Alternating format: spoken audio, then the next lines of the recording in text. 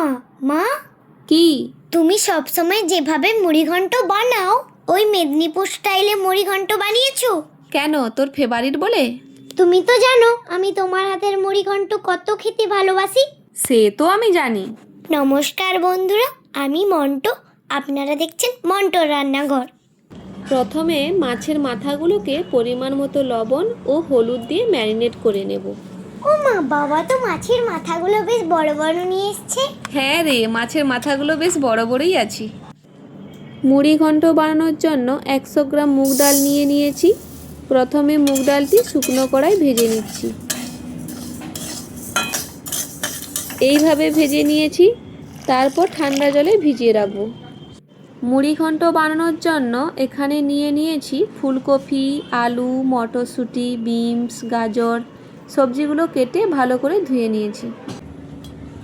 কড়াইতে তেল দিয়ে তেল গরম হয়ে গেলে মাছের মাথাগুলো ভালো করে ভেজে নেব।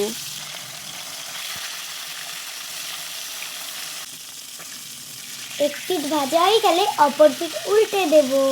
বাহ, খুব ভালো জানিস তো।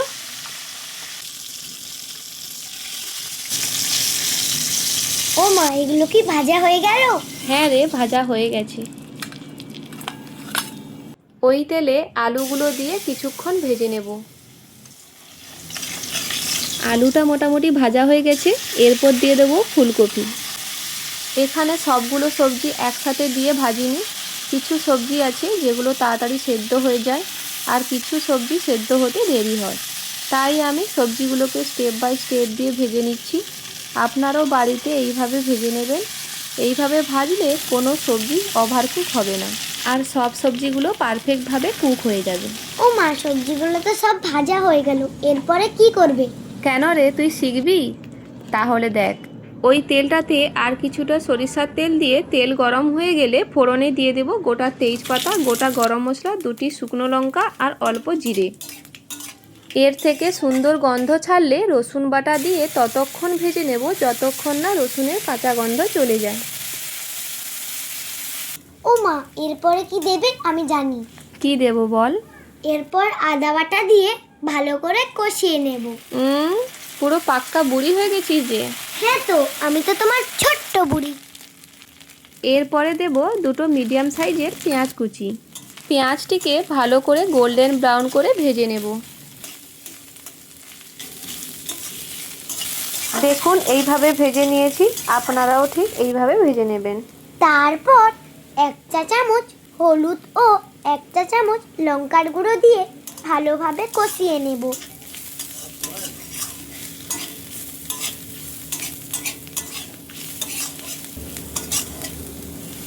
আগে থেকে কুচিয়ে রাখা নারকেলগুলো দিয়ে দেব। এই রান্নায় অবশ্যই নারকেল দিতে হবে। খাওয়ার সময় যখন নারকেলগুলো মুখে পড়ে খেতে খুব ভালো লাগে।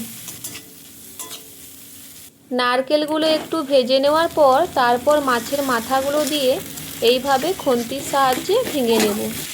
আর যারা যারা এখনো পর্যন্ত আমার চ্যানেলটিকে সাবস্ক্রাইব করেননি, ভিডিওটিতে একটি লাইক ও চ্যানেলটিকে সাবস্ক্রাইব করে পাশে থাকার অনুরোধ রইল। এইভাবে ভেঙে নিয়েছি। এর ওপর পরিমাণ মতো লবণ দিয়ে ভালোভাবে কষিয়ে নেব। তারপর আগে থেকে ভেজে রাখা সবজি ও 2টি মিডিয়াম সাইজের টমেটো কুচি একই সঙ্গে দিয়ে মশলার সঙ্গে ভালো করে কষিয়ে নেব। তারই মধ্যে ভিজে রাখা ডাল দিয়ে ভালোভাবে কষিয়ে নেব। ও মা, আরো কত বাকি? কেন বলতো? বাবা তো বলল তোর মায়ের রান্না হয়েছে, আমার খিদে পেয়েছে। ও মা, বাবার মনে হয় তোমার হাতের মুড়িঘণ্ট খাবে বলে তাড়াতাড়ি খিদে পেয়ে গেছে। এই তো কষানো হয়ে গেছে, জল দিয়ে দিয়েছি, আর একটু বাকি।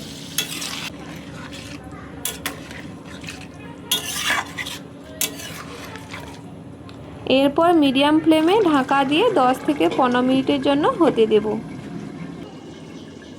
ফিরে এলাম 10 থেকে 15 মিনিট পরে। দেখুন জলটা কতটা শুকিয়ে গেছে, আর সবজিগুলো পারফেক্টভাবে কুক হয়ে গেছে। ডালটা পুরোপুরি গলিয়ে ফেলবো না, একটু গোটা গোটা রাখবো। তারপর ধনেপাতা ও চেরা কাঁচা লঙ্কা দিয়ে মিশিয়ে নেব। সবশেষে 1 চা চামচ ঘি দিয়ে দেব। আচ্ছা, আপনারাও হয়তো বাড়িতে অনেকবার মুড়িঘণ্ট বানিয়েছেন। একবার আমাদের মেদিনীপুরের স্টাইলে মুড়িঘণ্ট বানিয়ে দেখুন। আমি বলছি অবশ্যই ভালো লাগবে। এর স্বাদটা কতটা যে ভালো হয়, একবার বানিয়ে খেলে বারবার খেতে মন চাইবে। তো বন্ধুরা, এই ভিডিওটি যদি আপনাদের ভালো লেগে থাকে তাহলে কমেন্টে অবশ্যই জানাবেন। আপনারা সবাই ভালো থাকুন, সুস্থ থাকুন।